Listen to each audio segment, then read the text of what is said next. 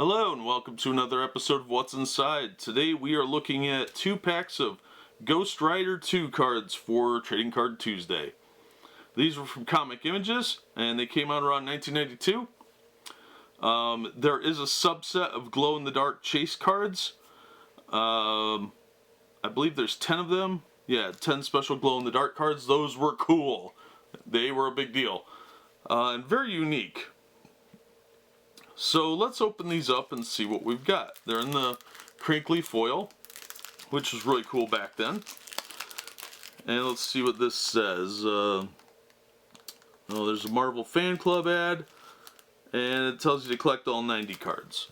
So overall there's 100 cards, 10 card subset, and 90 cards in this. If you got a box of these, it would build about 2 to 3 full sets, and usually at least you would get 2, usually 3 sets of the glow-in-the-dark cards.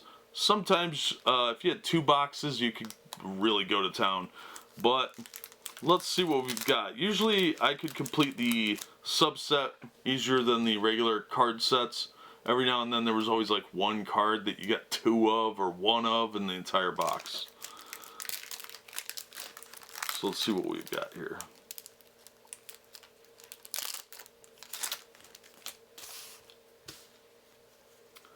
Alright, so here we have G8 Hot Air. This is your glow-in-the-dark card.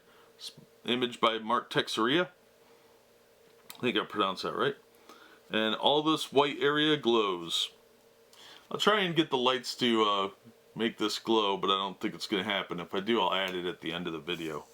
So let's move that aside and look at card number 7, Captured. And these have little synopsis on the back of what happened in the issues up to that point. Ghost Rider pursues Snowblind, who is a major drug supplier to kids in the street. Corrupt police are hired by Snowblind to frame Ghost Rider. John Blaze enters the picture as he hunts down the Ghost Rider by capturing Dan Ketch.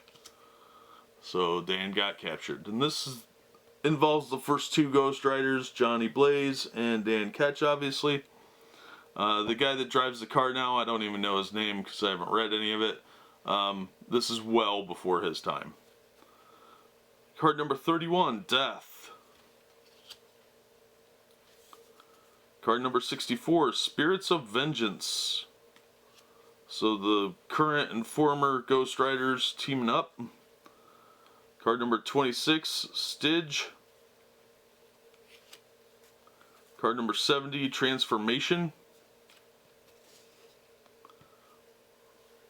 Card number 3, Possessed. Some of these are a little weird, so it's not really appropriate for much younger audiences. Here's number 61, Night Stalkers. Now finding the backs of these perfectly centered is just about impossible. Most of them are off-center, so be aware of that. The Night Stalkers had Blade, which was really cool, and Hannibal King, and who was the other guy? Frank Drake. Blade was always a big favorite of mine. I thought he was a really cool character, and I liked the first movie quite a bit. The third movie was actually pretty okay. Second one was a little weird, but I always liked Blade in the comics. I thought he was cool. He hasn't been really cool in a while, unfortunately, and from what I hear, what little they've done with him lately has been pretty lame. But he always had a lot of potential to be a really awesome character, and this series did him pretty good, and they had a Night Stalkers series with these 3 guys, and I thought it was pretty decent. But that was a long time ago, so attitudes change.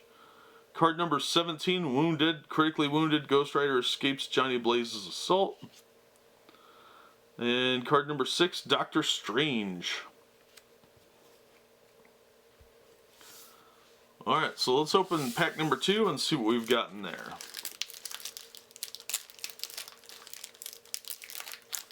Now, taking these out of the package will usually ruin the packaging.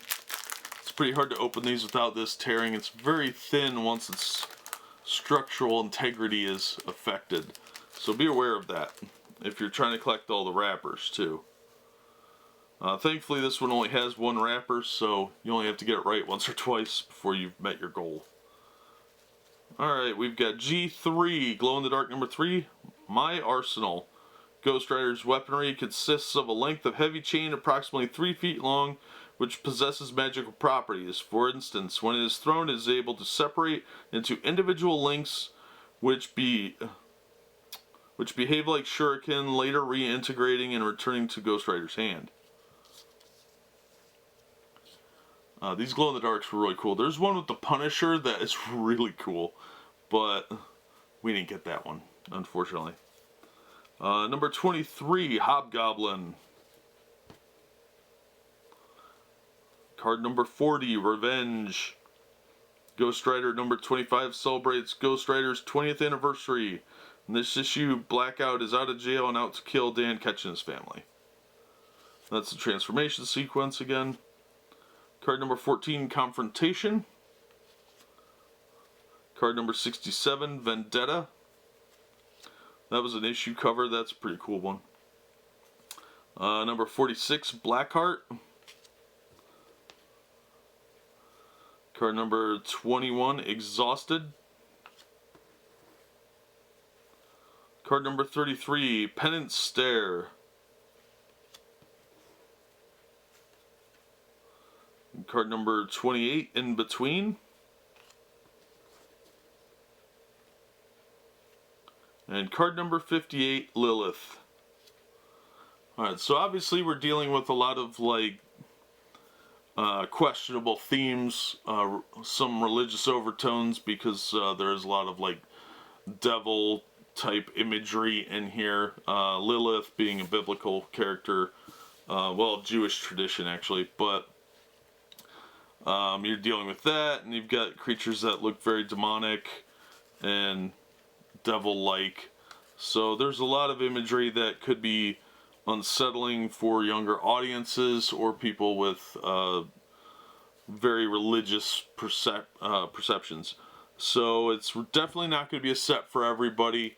Some younger viewers probably won't be allowed to have these because their parents' religious beliefs or the imagery being upsetting, violent, or gross. So there is that, but that is the nature of Ghost Rider's character. So, and it has been since the 70s. But that is what is inside the Ghost Rider 2 trading card packs. Give you an idea of the types of cards you can get. They have the black border, which means the edges are going to need to be looked at carefully because they could get scuffed really easily. The glow-in-the-dark cards are pretty sturdy. They're really nice looking and they do glow really well.